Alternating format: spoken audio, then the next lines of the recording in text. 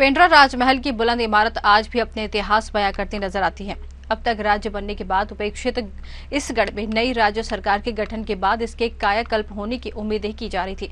पेंड्रा का राजमहल लगभग 10 एकड़ क्षेत्र में फैला हुआ। जमींदारी प्रथा के समय पेंड्रा गढ़ी 7 गढ़ का मुख्यालय भी हुआ करता था, जिसका क्षेत्र अब सिमट कर रह गया। राजमहल की प्रमुख विशेषताओं में एक ये भी है कि इसके परिसर में एक कुआं है, जिसके बारे में कहा जाता है कि इसी कुएं के मध्य एक दरवाजा दिखाई पड़ता है, जो कि कथित तौर पर एक सुरंग का द्वार है।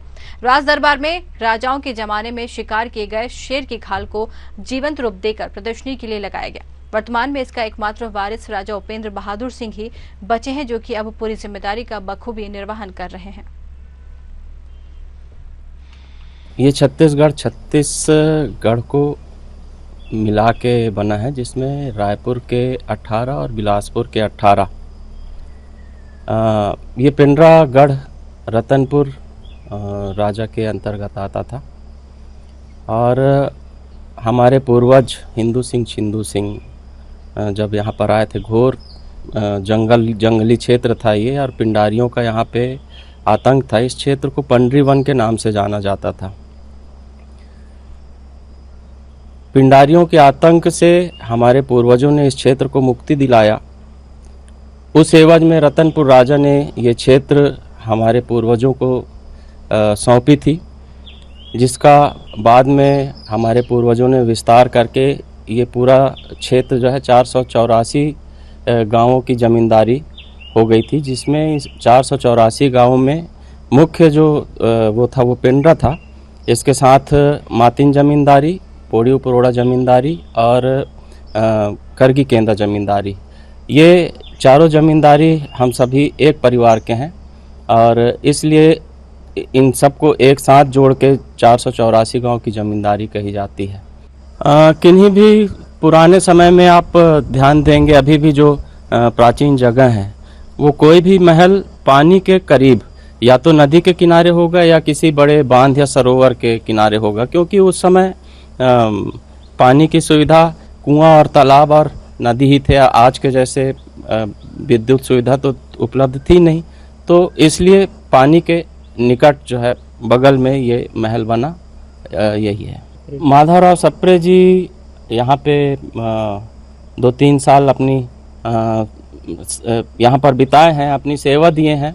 जो यहाँ के आखिरी ज़मींदार थे लाल अमोल सिंह, उनको उन्होंने हिंदी अंग्रेजी की शिक्षा दी और इस महल परिसर में रह के ही उन्होंने छत्तीसगढ़ का प्रथम अखबार छत्तीसगढ़ मित्र यहाँ से प्रकाशित कराया था। इस पेंड्रा राजमहल गढ़ी का इतिहास एक बड़ा पुराना इतिहास है। जैसा कि आप जानते हैं, छत्तीसगढ़ कहा जाता है। छत्तीसगढ़ में से के गढ़ों में से एक गढ़ पेंड्रा, और उसमें भी जो यहाँ पर के आसपास के 7 गढ़, सतगढ़ जमींदारी का केंद्र हुआ करता था पेंड्रा, जिसमें कोरी, लाफा, तो ये सब जो है केंदा, इन सब का गढ़ ये हुआ करता रहा है। और लगभग एक ही तंवर समाज के लोग इन सभी गढ़ियों के मालिक रहे हैं। तो इनकी एकता भी एक रही है। और उसके अलावा जब पहले जो जमींदारी प्रथा चलती रही, तो उस समय इन जमींदारियों का एक विशेष महत्व रहा है। खास तौर पे ये पूरा वनाच्छादित क्षेत्र रहा, वनोपज का खूब व्यापार रहा, जिससे किसान, व्यापारी, वनवासी सभी लोग फल फूल रहे थे। तो और पहले, आज देखिए इत्तेफाक से आज विश्व पर्यावरण दिवस है, तो हम लोग ये छाए में खड़े हैं। तो पहले ये पूरा का पूरा इलाका बहुत वनों से आच्छादित रहा है। आज जो गर्मी से परेशान लोग बोल रहे हैं कि गर्मियों से परेशान कंक्रीट के जंगलों में रहने को मजबूर हो रहे हैं, परंतु फिर भी आज ये गढ़ी इतने बड़े परिसर में 7-8-9 एकड़ के परिसर में ये गढ़ी बनी हुई है। पेड़ पौधे लगे हुए हैं, फिर भी यहाँ ठंडक में हम लोग खड़े हैं। तो इसका एक सबसे बड़ा महत्व यही रहा है कि ये पूरा इलाका जो है, पूरा सतगढ़ जमींदारी, ये वनोपज के व्यापार को बहुत माने बढ़ावा भी मिला।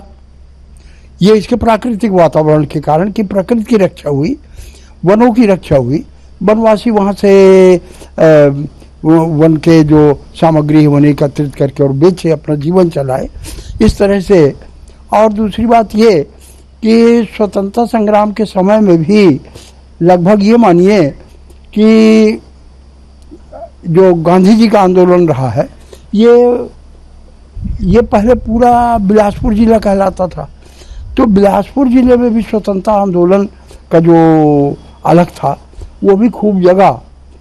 और जैसे अन्य जमींदारों का जो किस्सा है कि कहा जाता है कि वो अंग्रेजों के चाटुकार थे, तो कम से कम ये अंग्रेजों के चाटुकार नहीं थे, जिसके कारण यहाँ पर जो स्वतंत्रता का आंदोलन है वो फल फूल सका। पंडित माधवराव सप्रे मध्य प्रदेश के सागर उस समय का जो जिला था वहाँ के दमोह तहसील के पथरिया गांव से यहाँ पर अंग्रेजी की शिक्षक बनकर साल 1900 में आए थे। करीब 2 साल वो यहाँ पर रहे। यहाँ पे जो पिंडरा राजमहल के तत्कालीन राजकुमार थे लाल अमोल सिंह, उनको अंग्रेजी की शिक्षा देने के लिए आए हुए थे। और यहाँ 2 साल रहने तक के दौरान उन्होंने यहाँ पर न केवल आज से 124 साल पहले छत्तीसगढ़ नाम के उस एक भौगोलिक बसाहट की कल्पना की थी, जिसको आज हम छत्तीसगढ़ राज्य के नाम से जानते हैं। और यहीं से उन्होंने हिंदी का पहला अखबार छत्तीसगढ़ मित्र, इसका भी प्रकाशन किया था। साथ ही साथ हिंदी की जो मौलिक कहानी मानी जाती है, प्रथम मौलिक कहानी एक टोकरी भर मिट्टी, इसका भी प्रकाशन यहीं से हुआ था। तो पिंडरा का जो राजमहल परिसर और जो पिंडरा का इतिहास है स्वर्गीय पंडित माधवराव सप्रे के बिना अधूरा भी है। और वो उल्लेखनीय भी है कि हिंदी का पहला अखबार पिंडरा जैसी छोटी जगह पर तमाम सुविधाओं के अभाव के बावजूद यहाँ से निकाला गया था। पिंडरा का जो राजमहल है छत्तीसगढ़ के 36 गढ़ों में से एक गढ़ है। हालांकि इन 36 में से भी एक सतगढ़ जमींदारी का भी एक जो ग्रुप होता था, उसमें पिंडरा का सबसे विशिष्ट स्थान था, जिसको सतगढ़ नाम से जानते थे। ये 7 गढ़ों का एक गढ़ था, इसमें एक पिंडरा भी शामिल था। और माना यह जाता है कि इन 7 गढ़ों में यह विशिष्ट स्थान रखता था। और छत्तीसगढ़ में जो 36 गढ़ थे उसमें पिंडरा का राजमहल एक छत्तीसगढ़ के रूप में स्थापित है। जी नमस्कार, मैं हूं विपत सारथी। न्यूज आवर चैनल में आपका स्वागत है। आज हम पहुंचे हैं छत्तीसगढ़ में एक गढ़ कहे जाने वाला पिंडरा गढ़। पिंडरा में आज हम आपको दिखाएंगे कि आप मेरे पीछे देख सकते हैं कि ये पुराना राजमहल परिसर है। मैं आपको बताना चाहूँगा कि यह राजमहल परिसर में जो काफ़ी पुराना इतिहास की अगर बात करेंगे तो यहाँ की जो राजाओं की जो मुठभेड़ पहले डाकुओं से हुई थी, उसके बाद जो यहाँ का मुख्यालय जो 7 गढ़ का मुख्यालय ये पिंडरा हुआ करता था पहले, वो उनको यहाँ मिली थी। मैं आपको दिखाना चाहूँगा कि ये राजमहल परिसर में नीम का पेड़, ये बड़ा सा नीम का पेड़ दिखाई दे रहा है। इसके नीचे जो काफ़ी पुरानी मूर्तियाँ रखी हुई है, तो ये काली मंदिर के जस्ट सामने ही यह मूर्ति रखी गई है। जो काली मंदिर के अगर इतिहास की बात करें तो काफ़ी पुराना इतिहास है। यहाँ रजवाड़ा के समय यहाँ राजमहल परिवार के लोग यहाँ पूजा पाठ करते थे। काफ़ी जो पुराना मंदिर है और यहाँ के जो आसपास के ग्रामीण दूर के लोग भी यहाँ आकर के अपनी मनोकामना पूर्ति करते हैं। साथ ही मैं आपको बताना चाहूँगा कि जो राजमहल परिसर में जो राजा थे यहाँ, उनको जो है पढ़ाने के लिए छत्तीसगढ़ के पंडित माधवराव सप्रे जी ने जो यहीं से रहकर राजा को हिंदी और अंग्रेजी की शिक्षा दी थी। और यहीं से ही छत्तीसगढ़ से पहली अखबार छत्तीसगढ़ मित्र उन्होंने प्रकाशित की थी। साथ ही मैं आपको बताना चाहूँगा कि राजमहल परिसर में 2 राजा रानी तालाब भी है, जो आज देख रेख के अभाव में काफ़ी बदहाल पड़ी हुई है। और यह जो मंदिर की अगर बात करें तो काफ़ी पुराना जो इतिहास है, जिन्होंने यहाँ से हम बात करेंगे, यहाँ के जो राजमहल परिवार के लोगों से बात करेंगे और जानेंगे क्या इतिहास रहा है। विपत सारथी, न्यूज आवर, पिंडरा।